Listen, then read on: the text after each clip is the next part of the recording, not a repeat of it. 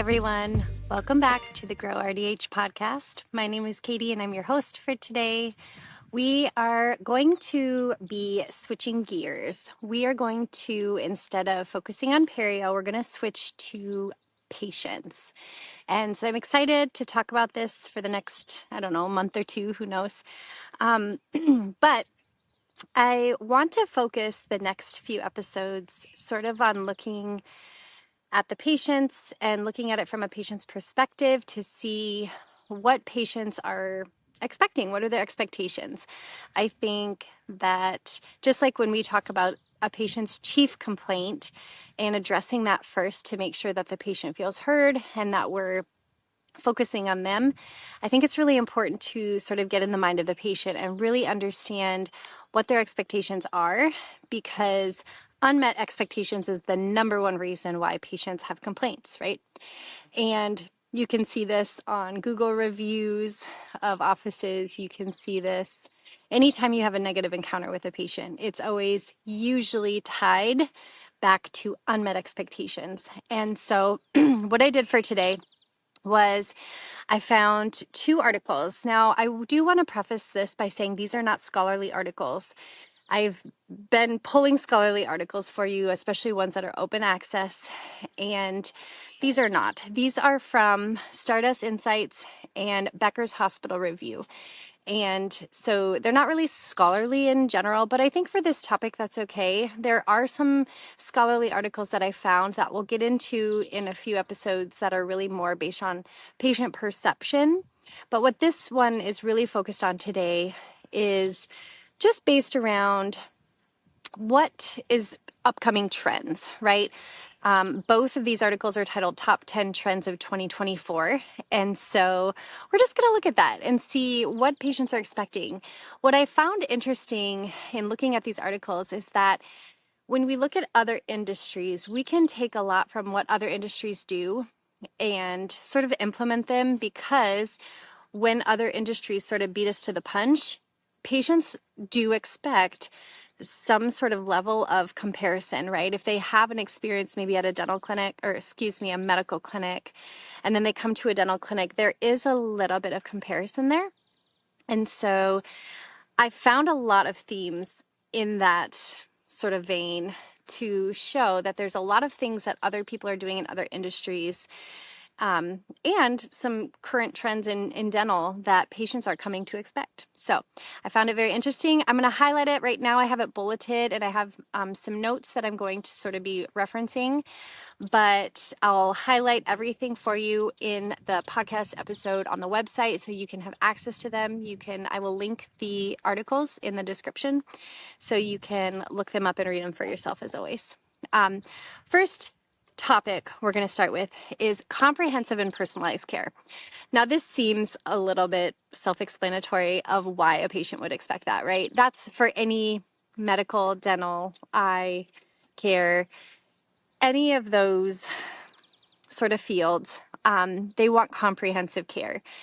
And I think that really means, again, one, addressing their chief complaint, but looking at it from a comprehensive approach. And when we talked last week about obesity, or when we talk about overall healthcare and how it's related, so many issues or chronic diseases are tied together. And we know that, right? As dental professionals, we already know that.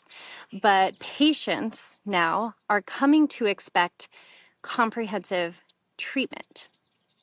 And that means that, one, we have to reach out to our other medical providers a little more often and collaborate with other providers to make sure that we are addressing needs that we can address, right? So the first bullet under comprehensive care means personalized treatment planning. Patients appreciate it when dental providers create personalized treatment plans for them. And they really like to see it laid out. It's very similar to if you were building a house, you want to know every step of the way and how much that step's going to cost, right? And so being very transparent, being open, using advanced tools and technologies, which we're going to get into here in a little bit, All of those things go towards making a very personalized treatment plan and making sure that that patient sees the treatment plan. I know a lot of offices have treatment plan coordinators specifically designed that role to go through the treatment plan with a patient, but some offices don't. And a lot of the times that responsibility lands on us as hygienists. And so we sort of take on that role if there's, not a specific person in that role. I think a hygienist a lot of the times takes that role on. And you as a treatment plan coordinator have the responsibility to educate them on each piece of the pie, educate them on the cost, and educate them on the importance of maybe doing it in the right order. Another thing patients are coming to expect is a full range of services, offering broad spectrums, including cosmetic procedures. I know that it's sort of a tongue-in-cheek type of thing when a patient comes in and all they're worried about is whitening. But if they're coming in with that intention and that is their expectation, how are we going to meet that need for them? And if they have a huge long laundry list of treatment that they need before that, how are we as hygienists educating them on that and meeting that need while also meeting their other needs? It's really important for patient expectation. Being able to offer those procedures or offer a multitude of procedures increases convenience, and it increases continuity of care. They're going to be more likely to come back to your office if they know that they can get everything done that they need. And then finally, under comprehensive care planning, we want a patient-centered approach. And we talked about that last week. We've talked about it a few times when it comes to motivational interviewing. But engaging them in the decision using that treatment plan is really important to patients, and they come to expect that. The next topic, if you will, is modern technology and advanced diagnostics. There is so much happening in the world of AI. It's insane, and we can't even keep up. Using ChatGPT, for example, for highlighting or bullet pointing maybe a treatment plan, or using that for a conversation tool to help you make sure that you're reaching every piece of that treatment plan and educating them on that. That is more towards like the marketing or the patient communication side, but also AI in diagnostics is insane. The digital impressions, the caries identification using those AI tools has changed imaging completely, right? Imaging has come so far along using AI, and it's wild to see and it's exciting to see. But the more that medical entities use AI, the more they come to expect it from other care providers. And I think that it's a really exciting time to be included or involved in that. And using AI is going to be, the step towards the future. And it's going to happen whether or not we like it or feel comfortable with it. We really just need to dive in and learn all we can about AI and be able to utilize those tools so that way patients can see the progress. They can see that this form of early caries diagnosis or detection has come so far than just the sticking the Explorer in there, right? Same thing with 3D printing. That is also something that is come a long way. The CEREC machines, right? Those have been around for a long time, but the 3D printing is sort of revolutionizing prosthodontics. And again, just like diagnostic tools, this is changing every single day and new things are coming out, and patients just really are going to be coming to expect that from us in the future, and to be able to educate them and utilize them effectively is going to be a huge leg up for your practice if you are able to get your office on board. The third thing patients are coming to expect right now is minimally invasive procedures. And I'm going to reference just a few examples, but we can think, when we're thinking about AI and that early caries detection, we can detect it at such a smaller level. it by nature is going to be minimally invasive when we go to either remineralize or use SDF or even do some, preventive restorations. So the first one is laser dentistry. The use of lasers in dental procedures really minimizes discomfort. It minimizes recovery time.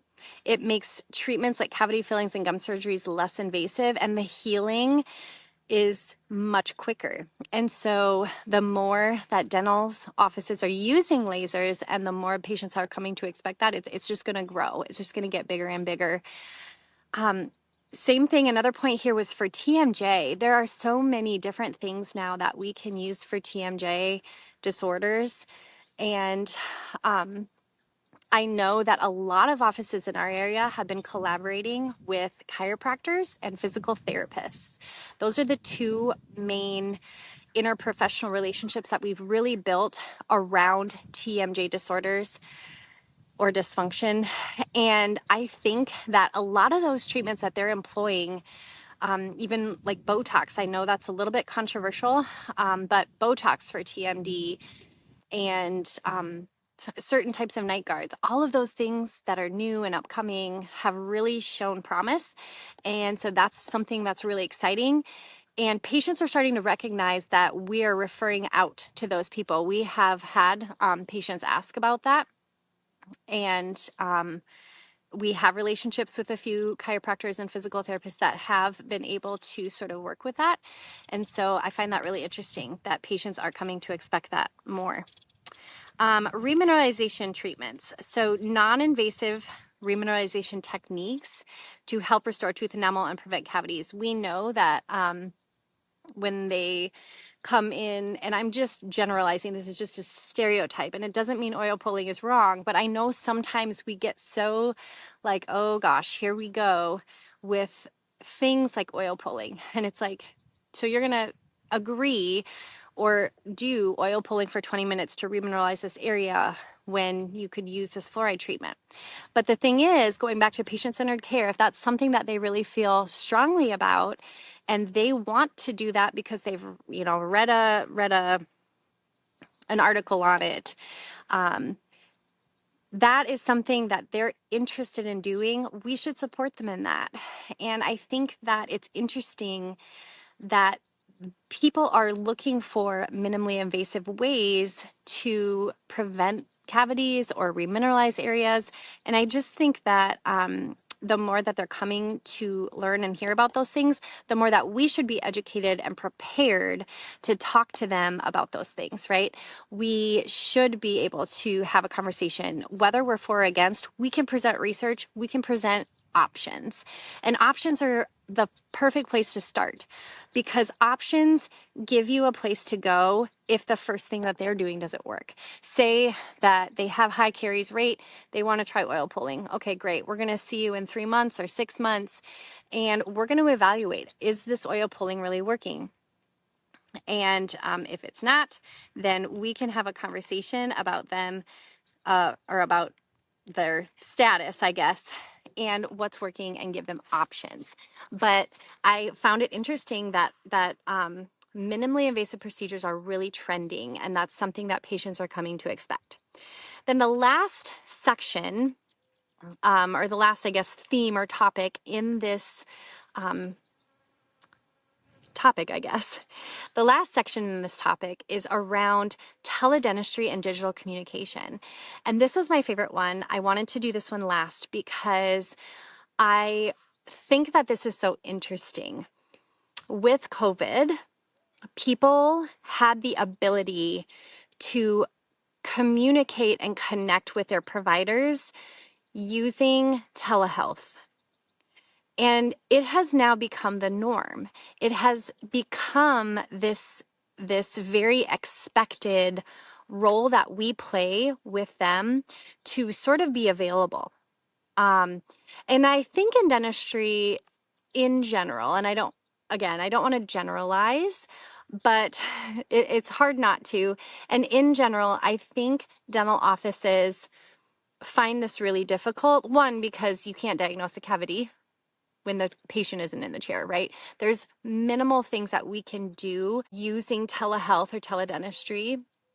But if we know that our patients are coming to expect that from us, and we have the ability to at least start the conversation or talk them down. Maybe they're having, an issue that they can't get in that day, maybe, but maybe we have the opportunity to have a encrypted, safe, HIPAA regulated Zoom call. And I'm saying Zoom, I know Zoom is not HIPAA regulated, but I'm, for lack of a better word, some sort of telehealth or teledentistry way to have a consultation with them is something that patients have really come to expect from their medical providers, and us under that umbrella.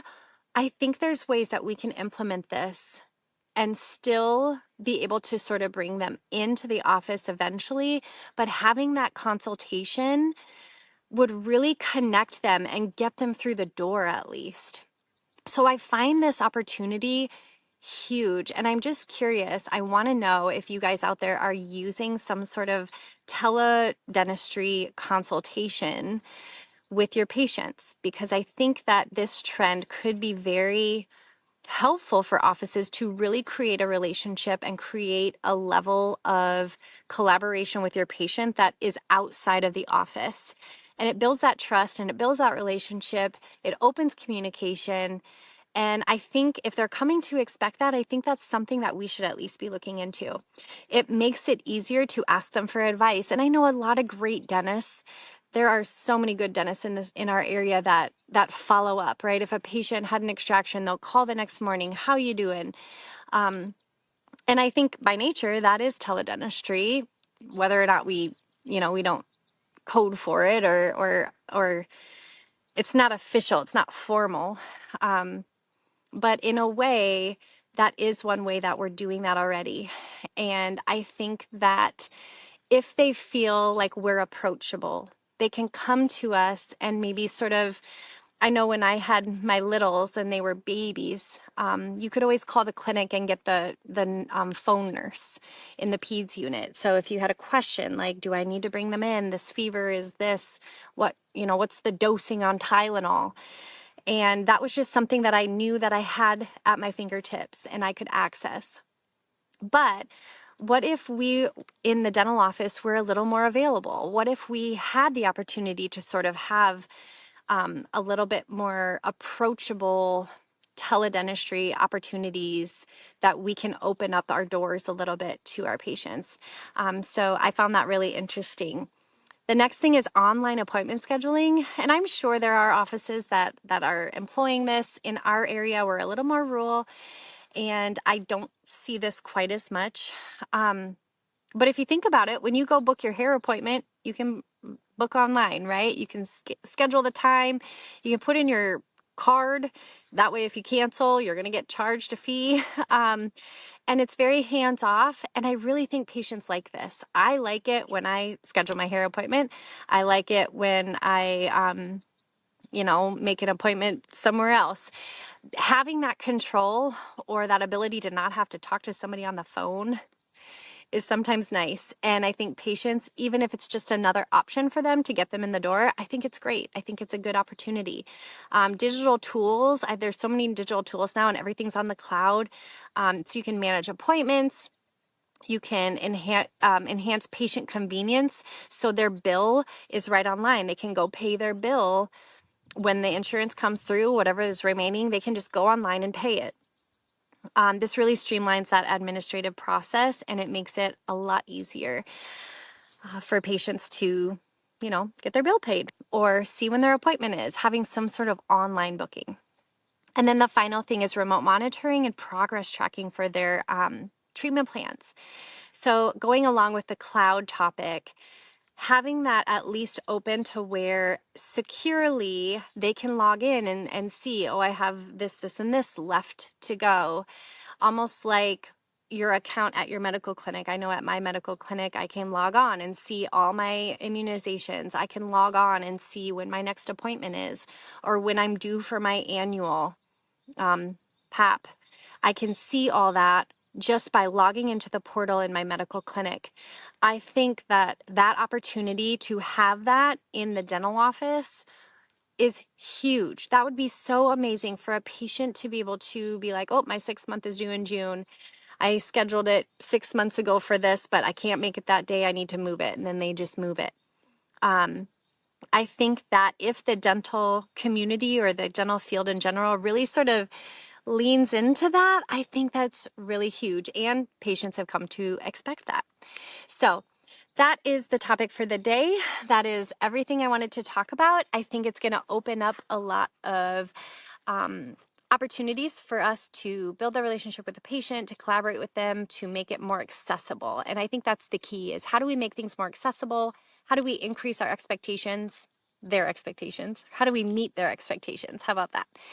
And I think that we have a lot of opportunity with all the new technologies, the cloud dentistry, the online booking tools, the AI for diagnostics, the AI for prosthodontics. All of this stuff is happening whether we like it or not, and we need to sort of get on the train, right? How does the patient, how do we meet the patient's needs? How do we talk to them about anything, right? This is going to lead us into a conversation where we can learn about these things and look at it from the patient's perspective. How do we incorporate online booking and online dentistry, telehealth consultations, AI diagnostics, AI prosthodontics? How do we incorporate all that to meet the patient's expectations? I think it's amazing and it's exciting. And for the next months, maybe a couple weeks, maybe a couple months, who knows?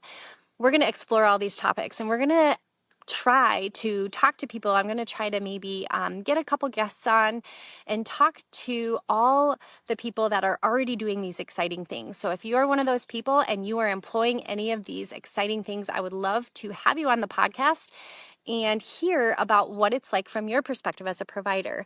We're also going to be looking at a couple articles and talking about what it's like on the patient side. What are the patient's perceptions of us? And what do we need to do to meet the patient expectation? So that way we are being competent and approachable and able to build that relationship and to collaborate with the patients to make sure that they're getting the best experience possible. So I'm excited for this next few series, I guess, the next series of these topics. And I look forward to doing the research on this because I want to know these things too. So I hope you have a great weekend, and we will be back next Friday with some sort of episode on this topic. I will see you